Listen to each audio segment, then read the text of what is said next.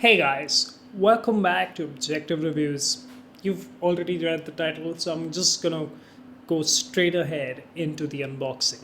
Now, as you know, this is not an unboxing channel, and even if it were one, this would be a pretty boring unboxing experience. There is nothing special, literally nothing special about an anniversary edition phone, but the phone immediately stands out as soon as you unbox it. Even before you lift it, you know it's going to be a wonderful yet scary experience. More on the second part in a bit. Getting the phone out and setting it up leaves you as exhausted as a mental exercise app from the App Store.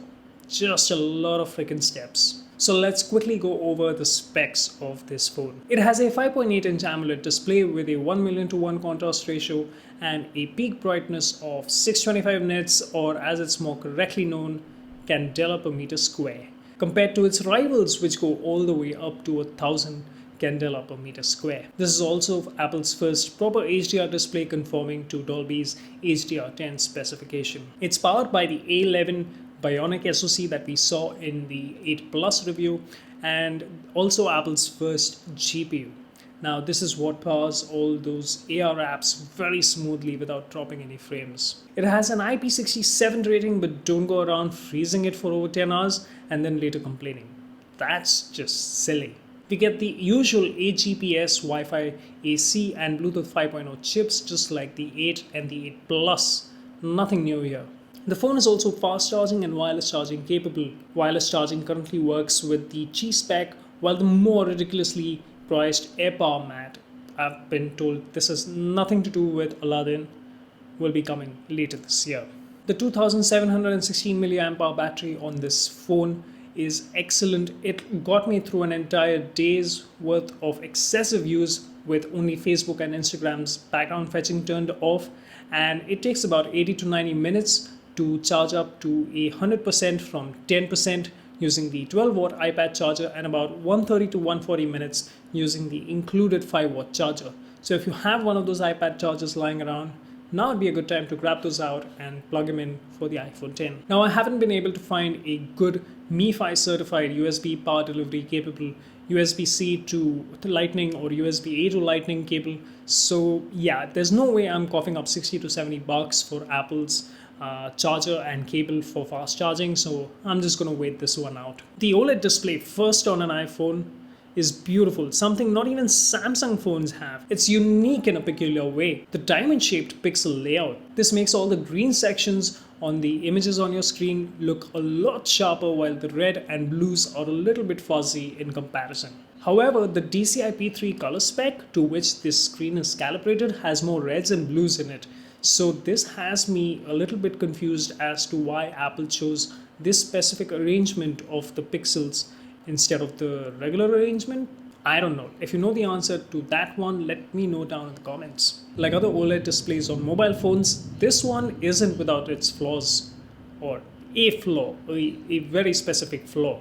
When you have a pure black moving section on your screen, the pixels have a certain amount of delay, as you can see. This is very noticeable not only on camera but in person too, and this can be reproduced on dark and light UIs alike. It occurs only around or in the pure black regions in the UI. Luckily, this does not affect the pure black text that is rendered on the screen, and the display controller handles that very well. So I'm guessing this is something perhaps Apple could fix in an upcoming iOS 11 update as a firmware patch to the display controller. The front and the back glass on this phone makes the phone very grippy, but it also makes the glass, especially on the back, very fingerprint friendly, and it looks disgusting. The surgical grade stainless steel band, as Apple likes to call it, looks absolutely gorgeous on the space gray version and not so much on the white one. Now, since the steel band is not magnetic, it is certainly not the 420 or 440 variant of the alloy, and therefore it is safe to conclude for now that it is the 316 or 312 variety. It's not as hard as the other two, but offers decent corrosion resistance and strength to the frame. It's also more economical to produce. So therefore, Apple should consider dropping the surgical grade title that it has given to this band. Is just not right. Face ID, or the emoji machine as some have taken to call it. Well, let's just say that they did not appreciate the movie Honey, I Shrunk the Kids in their youth. Face ID runs on the collective efforts of the dot projector, the IR camera, and the front-facing 7 megapixel camera. If you haven't gotten the movie reference yet, this is the same tech that Microsoft used in its Kinect, which was as big as a decently sized soundbar for your living room. And all of this tech now fits in a tiny little notch on the top of your phone. And that's just incredible. The setup process for Face ID is a fairly straightforward neck exercise that you should be doing anyways after you finish binge watching a lot of YouTube videos. Contrary to most people's experiences, Face ID has never failed for me, except in one case. I was half asleep, my head and my face buried in the pillow, and I tried to unlock my phone to reply to a tweet, and it said that it could not recognize my face, asked me to enter a passcode. I did, and since then it has recognized my face even in similar situations. So that's pretty cool. Now, initially I called the unboxing experience wonderful yet scary.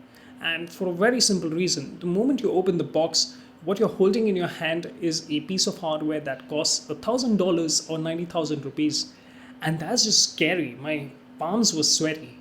And if that doesn't scare the bejesus out of you, I don't know what will, because my hands were like shaky all over the place. So one thing that I can definitely recommend to you is, as soon as you get the phone out of its plastic cocoon, if you manage to mishandle it even by a little bit, you'll know what the butterfly effect means. And you don't want to know that.